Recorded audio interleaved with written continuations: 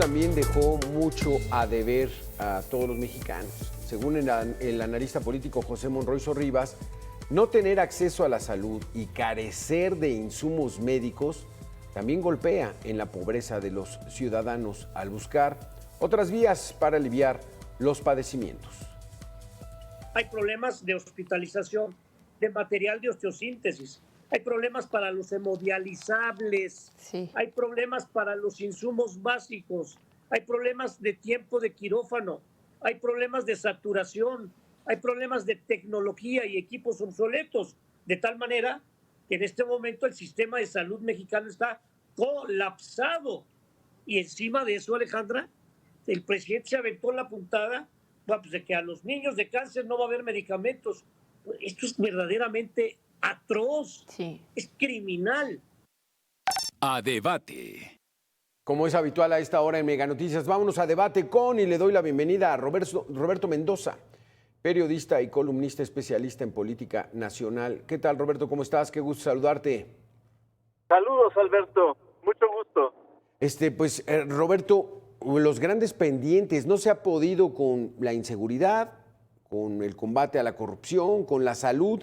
De estos tres, pues bueno, ¿cuál sería el mayor pendiente del actual gobierno? Pues yo creo que los tres. Claro que el mayor pendiente pues es la seguridad. La seguridad yo creo que es una cosa que este gobierno nos va a quedar a deber. Ya estamos en el final de este gobierno y en 5 años el presidente siempre estuvo diciendo que próximamente ya íbamos a estar más seguros, que ya no iba a haber tantos homicidios, aunque ellos dicen que hay una tendencia a la baja, pues la tendencia a la baja es alrededor del 20%, es decir, tenemos un estancamiento del 80% que no se ha podido subsanar en este asunto de la seguridad. Pero ¿cómo podemos entender, Roberto, que hay una disminución del 20% si van 180,000, más de 180,000 asesinatos en este sexenio, mucho más que ya los 150,000 que se registraron con Enrique Peña Nieto? Bueno, porque estos asesinatos a veces no son, contabilizados de manera adecuada, porque muchos asesinatos pues no son denunciados y entonces pues simplemente la tasa de mortalidad es mayor, pero no se está metiendo en el Ministerio Público que fue asesinado tal o cual persona, sino simplemente pues se declara muerto y ya, ¿no? Entonces tenemos este aumento de muertes que en algunos organismos llaman asesinatos, sí, pero que no son contabilizados de manera adecuada oficialmente. Es que ese es un punto muy interesante, Roberto, y quiero que lo tratemos. Chiapas, La Concordia, fin de semana, una balacera que reportaron los propios pobladores, fue tremendo, fue el caos en esa situación. La Fiscalía de Chiapas dijo, no, pues nada más falleció una persona y era de los civiles que iban armados.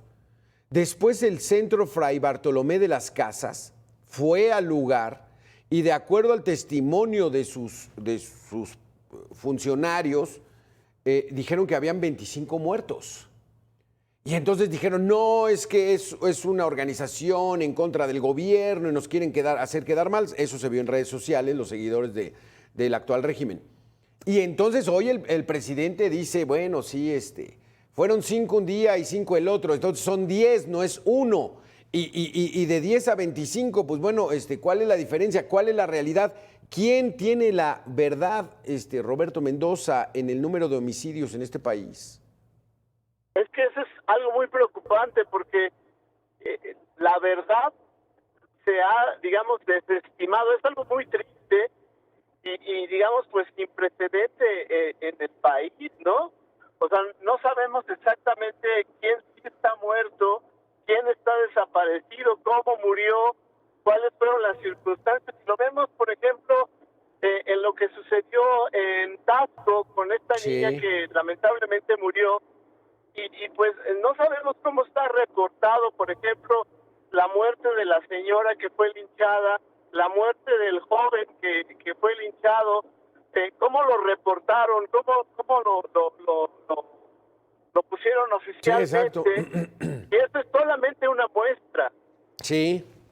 Otra muestra, y vamos a darle la bienvenida a Jeremías Zúñiga Mesano, presidente de las Comunidades Seguras en Veracruz. Gracias por estar con nosotros, Jeremías. Aquí Saludos, este asunto. Jeremías. Gracias, Alberto. Este asunto, Jeremías, ¿cómo poder entenderlo? Dice el Centro Fray Bartolomé de las Casas, estimamos al menos 25 muertos, fue una balacera atroz. Y ya después el gobierno corrige y bueno, fueron 10 los muertos. Pero entonces ese manejo de cifras, como el caso de el candidato a regidor en Celaya, no había muerto y lo mataron. Entonces, juegan con unas cifras de las que pues, no podemos entender, Jeremías. Bueno, lo podemos observar que no es la cantidad de muertos, sino la normalización de la violencia. La diferencia entre 10 y 25 son 15 muertos, pero al final siguen siendo 15 familias. Como sea, si están o no vinculados al crimen organizado, lo que revela es que los grupos siguen buscando apoderarse de los territorios y en lugar de que el debate se centre por parte de la autoridad en la causa de los muertos, el debate está centrado si se exagera la cifra o no, si son 5, 10 o 25. Y eso lo que provoca es que se pierda el foco de atención, que independientemente de la cantidad de muertos que hayan sido, la realidad es que van a seguir ocurriendo porque se siguen disputando el territorio de Chiapas. Claro. Y en este momento fueron un número determinado de muertos, pero puede que hoy, mañana o el próximo fin de semana, una vez que se organicen estos grupos, vuelvan a enfrentarse y entonces se conocerá otra cifra. Lo decía el presidente, reconoce que hay una cifra negra. Claro que la hay y también lo han dicho las autoridades, porque en muchas ocasiones los mismos grupos recogen en sus vehículos a los caídos, recogen en sus vehículos a los heridos y es muy difícil que se sepa con certeza cuántos fallecidos hay. Pero ese es la consecuencia. El punto central sería qué acciones se van a tomar para recuperar el territorio mexicano, no territorio de los cárteles. Exactamente. Vamos a hacer una pequeña pausa, Jeremías Zúñiga, Roberto Mendoza, y volvemos con este tema. No se ha podido con la seguridad, ya nos queda claro, más de 180,000 homicidios en este sexenio y los que faltan. No se ha podido con la pobreza, ahí sí es donde dicen la logramos disminuir. Regresamos con este tema. No se ha podido con la pobreza, dice el gobierno que sí. Redujeron del 44% al 36%. Quiere decir que sí hay mexicanos que salieron de la pobreza por subir el salario mínimo, por recibir apoyos sociales. Esa es buena noticia, ¿no? Bueno, eso es una buena noticia. Sin embargo, hay que especificar al auditorio qué se entiende por salir de la pobreza. Si salir de la pobreza es que las familias lograron mejorar sus condiciones de vida en su casa, es decir, tienen piso firme, tienen algunas mejoras de luz, de agua, bueno, eso sí. Sin embargo, a veces se confunde salir de la pobreza, que el gobierno le entregue un recurso en efectivo a las personas, porque eso es tanto, Alberto, como si nuestro padre nos diera una cantidad de dinero que tenemos que regresarle o que si el banco nos da un crédito que hay que pagar. ¿A qué me refiero? Si únicamente nos dan un dinero sin producir más dinero, ese dinero se va a depreciar y se va a acabar. Lo que se tiene que hacer es generar condiciones para que dignamente cada mexicano pueda ganarse con su esfuerzo el dinero que necesita para el sustento para sus familias. y de esta manera la calidad y el nivel de vida no está sujeto a un programa social. Por eso es importante distinguir cómo se combate la pobreza. Si nos vamos únicamente a los números registrados ante el Seguro Social de las personas que ganaban un salario mínimo, que en promedio eran 13 millones de mexicanos, sí, pero si lo contrastamos contra los más de 55, 60 millones, muchos de ellos no registrados en el Seguro Social, que a ellos no les impacta el incremento del salario mínimo, porque recordemos que el incremento solo es para aquellas personas que lo ganan, no para la mayoría. Y con lo que ha habido de inflación, estamos viendo que muchas personas que no se beneficiaron, al contrario, han perdido poder adquisitivo y con lo que ganan compran menos. Y esto lo vemos cada semana, cada 15 días o cada mes que las personas van al súper. Roberto Mendoza, ¿qué te refiere este asunto? El logro de esta administración de reducir el número de pobres, sacarlos de la pobreza, ¿cómo lo ves? Pues mira, yo quisiera, no sé cómo lo vea Jeremías, pero yo quisiera dar esta tesis. Cuando estuvimos en la pandemia, hubo una cantidad de muertos, que pues hay una cifra oficial, hay otra cifra que no es oficial, se estuvieron investigando y demás, y se perdió o se cayó, digamos, el empleo. Y luego, pues el presidente dijo que habíamos recuperado el empleo casi al mismo nivel, pero no está contemplando que es menos la población y por lo tanto el empleo no se pudo haber recuperado de la misma forma y por lo tanto pues hay una serie de personas que lo estamos viendo en la realidad que están pauperizadas porque no les alcanza el dinero, tuvieron que contratarse o trabajar en lo que pudieron o contratarse por muy poco dinero, salario mínimo o quizás hasta menos, y entonces tenemos una inflación muy alta, personas que tienen un empleo que no está muy bien remunerado y que no han salido de la pobreza o que tuvieron que llegar a la pobreza, estaban, digamos, fuera de la pobreza extrema y llegaron a la pobreza o estaban en la clase media y terminaron en la pobreza. Y ese estudio no lo tenemos porque obviamente el gobierno ha fallado en esos estudios. Ahí es donde, híjole, pues bueno, hay que verlo, Jeremías, porque este es un dato que está luciendo mucho el actual gobierno, pero la inflación no pueden controlarla. Ya llevamos 3 meses que incluso no solamente ya no disminuye, sino que ha subido. Marginalmente, pero no sube. Y aquí hay que recordarle a la gente que esos precios ya no bajan. Esos precios ahí ya se quedan. Y si usted gana menos, pues bueno, ya no alcanza, Jeremías. Entonces ahí sí es donde, en términos económicos, no han podido con el control de la inflación. Así es, y ya anunció el lunes pasado el Banco de México que este año va a ser un año de turbulencia, así le denominó, pero sí, que no va a ser muy difícil bajar la inflación porque al ser un año electoral hay mucho dinero circulando por los programas sociales, por los partidos políticos, los bancos están dando créditos, entonces esto va a provocar que se eleve el consumo. A medida que hay un incremento en el consumo, no va a bajar la inflación, y como consecuencia, pues el dinero cada vez va a valer menos. La realidad es que los programas sociales sí han ayudado, pero es temporal.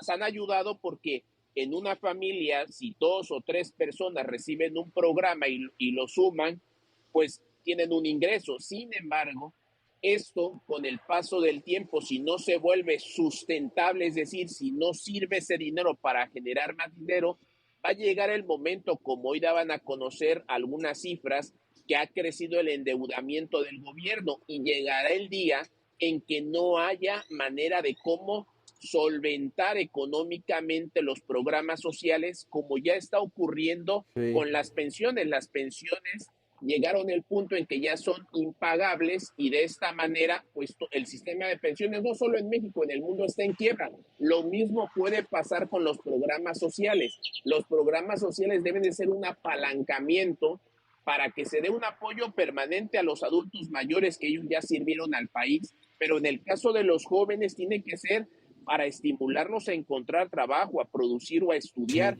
No se puede dar dinero a todos por dar, porque entonces en lugar de generar riqueza, generamos pobreza. Ese es el punto, Roberto. ¿Coincides en esto? O sea, en lugar de estar generando riqueza, pues está empobreciendo la generalidad en el país. Pero tu respuesta la esperamos después de 2 minutos. Vamos a hacer una segunda y última pausa. Volvemos en este tema. No se ha podido con seguridad, pobreza y salud. Gracias. Jeremías Zúñiga, vamos con Roberto. Jeremías, nos comentaste entonces que tal pareciera que la estrategia no es generar riqueza entre la población, sino empobrecerlos a todos. ¿Cómo ves esto, Roberto? Pues yo creo que no es precisamente una estrategia, pero es la consecuencia de esta política en donde reina más lo de corte político que lo de corte económico. Sí. Y por lo tanto, pues el presidente creyó desde el principio, por ejemplo, cuando renunció el secretario de Hacienda y ahora ya finado, el señor Carlos Ursúa, pues el presidente le corrigió, digamos, la plana. Él había hecho una propuesta macroeconómica, digamos, de corte más o menos el neoliberal, y el presidente la corrigió, entre comillas, para ponerla en un... Tenemos esta consecuencia de que sí, como dice Jeremías, nos estamos empobreciendo a causa de una política económica mal implementada por el gobierno, que es más ideológica y menos técnica. Pero entonces, ¿no es una estrategia, Jeremías? Es una política, pero las políticas se establecen para algo. ¿Cómo lo ves? Bueno, es una política pública que tiene la idea de generar una base social, pero la base social que debería ser exclusivamente los adultos mayores que por su condición de edad y de salud requieren este respaldo económico, se extendió a los jóvenes, por ejemplo, al campo, pero no fue contra una prestación como normalmente solía ocurrir o ocurre en otros países. Es decir, si produces tantas toneladas, te doy tanto dinero. Aquí no, solo se entrega el dinero. En el caso de los jóvenes, el único requisito es no tener trabajo y no estudiar para recibir un apoyo. No es una contraprestación de decir te apoyo 1, 2, 3 veces en lo que consigues un trabajo o estudias a cambio de una boleta. No, es simplemente dar dinero. ¿Esto qué provoca? ¿Qué país puede aguantar, Jeremías? De aquí a la eternidad, el estar subsidiando, ¿eso va a provocar que salgan de la pobreza? Ninguno, porque lo que hemos observado es que todos los ahorros que tenía el país se han agotado, incluso ya hay un déficit que ha autorizado el Congreso y vemos que ha crecido la deuda pública todavía dentro del margen aceptable, pero a este ritmo prácticamente el próximo año no habría cómo seguir sustentando y pagando todas las pensiones y los programas sociales si no hay una generación de riqueza. Necesitamos producir más para es que ahí la Secretaría de Hacienda justifica, Jeremías, Roberto, de que ya no se va a pagar el Tren Maya, que nos costó 500,000 millones de pesos, que ya no se va a hacer el pago grueso de la refinería, que ya nos está costando más de 350,000 millones de pesos, que ya no pagarían toda la infraestructura y la construcción del aeropuerto, el Felipe Ángeles, pues ya está hecho. Entonces, o sea, casi diciéndonos, este año no va a haber el despilfarro, ¿o qué, Roberto Mendoza? Pero pasemos al otro tema. No se ha podido con la salud. No sé ustedes, pero va a ser parte del legado anecdótico de la actual administración eso de que vamos a tener un sistema de salud mejor que el de Dinamarca, Roberto Mendoza. Bueno, antes de terminar, quisiera decir que pues es importante que quizás no se vaya a gastar, digamos, ya en la refinería o en el Tren Maya y demás, pero estábamos esperando que esos proyectos generaran dinero, es decir, no solamente que ya no gastáramos en eso, sino que nos dieran dinero. Y por supuesto, pues era un sueño, a mí me parecía una gran idea que tuviéramos un sistema de salud gratuito, que tuviéramos muy buena atención médica, que hubiera medicinas y que además tuviéramos la seguridad de que nos iban a atender sin importar ninguna, pues nada, ¿no? O sea, sí, llegáramos al doctor y tuvieras la seguridad de que te iban a curar.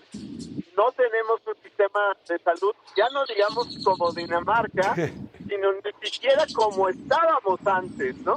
Sí, qué terrible. Jeremías Zúñiga, aquí cómo ves el asunto. ¿Por qué no tenemos un sistema de salud como el de Dinamarca, donde cualquier ciudadano que padezca algún tipo de enfermedad o lesión pueda ir al sector público y lo atiendan? ¿Por qué no lo podemos tener? Bueno, el principal tema es que se despidió a la gente que conocía el tema de las compras y entonces los que llegaron no saben cómo opera el sistema de compras a las farmacias. Y no me refiero a actos de corrupción, solo el hecho de contemplar que a nivel mundial existe un determinado número de farmacéuticas que producen las medicinas conforme se van pidiendo con meses de anticipación. No es como nosotros, como usuarios, que vamos a la farmacia y pido una aspirina y me la venden ahorita. No, los gobiernos piden cientos de miles de medicamentos a estas farmacéuticas y los fabrican y entonces al paso de los meses se empiezan a generar. ¿Qué es lo que pasó cuando llegó la administración? Canceló todas las compras y además despidió a las personas que sabían cómo operaba un sistema de salud. Esto es lo que provocó que se hiciera un tope, un bache, y que esto nunca pudiera subsanar. Después vino el tema de crear el INSABI, de desaparecer lo que ya teníamos, y esto lo que provocó es que hoy tengamos un sistema de salud muy endeble, sin las medicinas suficientes, y al final los usuarios, no importa el discurso que uno les diga, no importa lo que uno les diga, cuando uno va a un sistema de salud y no hay una cama para atender a un paciente, cuando le dan una receta pero no hay medicinas, cuando la gente más pobre, porque los que padecen, los que sufren, pues ¿qué discurso alcanza? No alcanza ningún discurso y entonces esto va a llevarnos meses para normalizarlo. Es que esta narrativa, Roberto Mendoza, y con esto nos vamos, se nos acaba el tiempo, eso de decir vamos a tener un sistema de salud como Dinamarca o mejor que el de Dinamarca, algunos la sienten como una broma, pero una broma de mal gusto, Roberto.